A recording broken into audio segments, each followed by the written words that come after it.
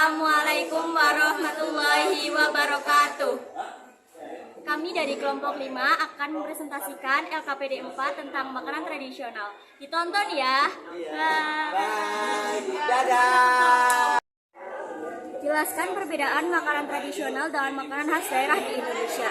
Jadi, makanan tradisional adalah makanan atau hidangan yang diwariskan secara turun-temurun atau telah dikonsumsi secara turun-temurun. Sedangkan, makanan khas daerah di Indonesia adalah makanan yang biasa dikonsumsi di suatu daerah dan cocok dengan lidah masyarakat setempat, hingga menjadi ikon makanan daerah tersebut. Sebutkan 10 nama-nama makanan tradisional dan asal daerahnya.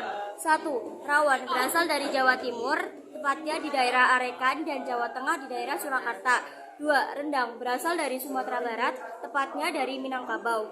3. Bika Ambon berasal dari Sumatera Utara, tepatnya di Medan. 4. Papeda berasal dari Indonesia bagian timur, lebih tepatnya di Papua, Maluku, dan beberapa daerah di Sulawesi. 5. Tempe berasal dari Sumatera Selatan, lebih tepatnya di Palembang. 6. Gudeg berasal dari Yogyakarta.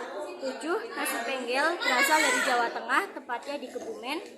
8. Klepon berasal dari Jawa Timur, lebih tepatnya di daerah Pasuruan. 9. Cenil berasal dari Jawa Timur, tepatnya di daerah Pacitan.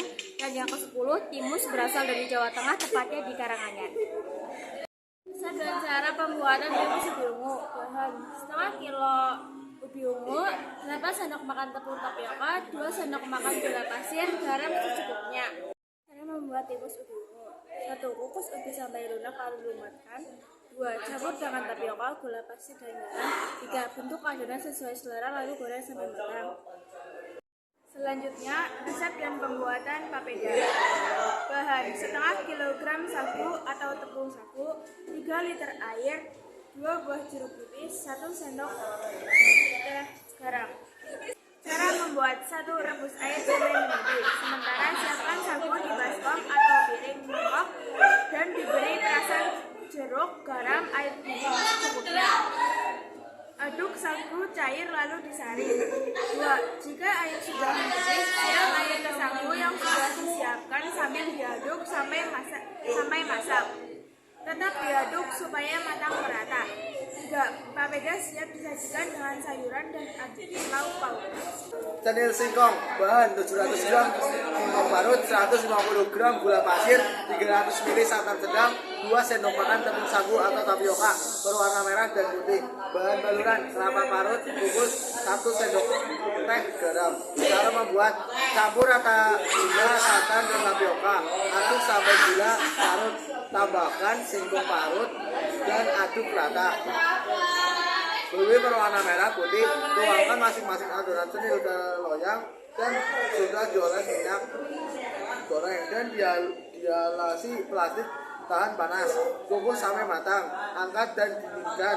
Keluarkan dari loyang, potong cenil sesuai selera dan gulingkan ke wadah berisi kelapa parut. Selanjutnya adalah resep klepon.